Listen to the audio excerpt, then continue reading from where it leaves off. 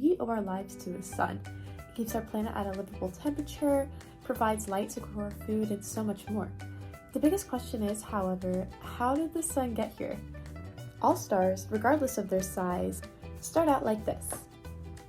Although this region, typically called a nebula or molecular cloud, appears to be unmoving and frozen in time, it consists of all of the ingredients required to form a star: gas and dust.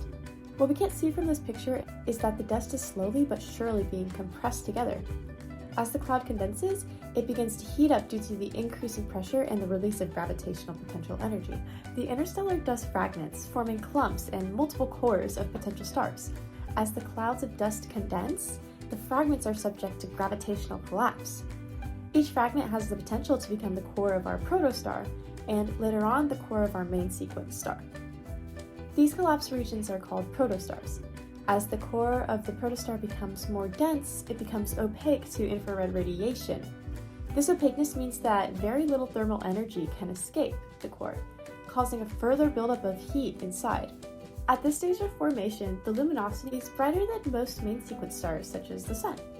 Because hydrogen fusion has not yet started, the light and heat being emitted by the protostar at this point is entirely due to the release of gravitational potential energy as it contracts.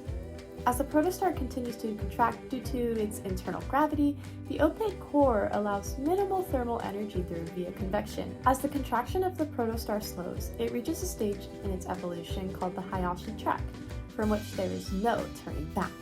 Dun dun dun!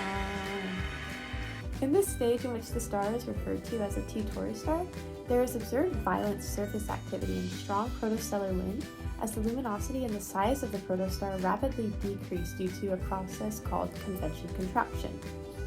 In this stage, the surface temperature of the star remains at a constant 3000 Kelvin as it contracts, and convection serves as the main energy transport from the core to the surface. During the final stages of contraction, the convective contraction becomes radiative.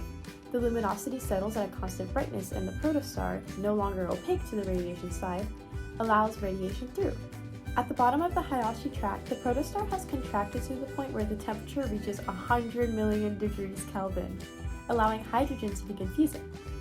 The core of the star is hot enough to facilitate outward pressure caused by the energy released in these reactions, and this pressure matches the gravitational pressure that has previously caused it to contract. This leaves the newly formed star in a state of hydrostatic equilibrium.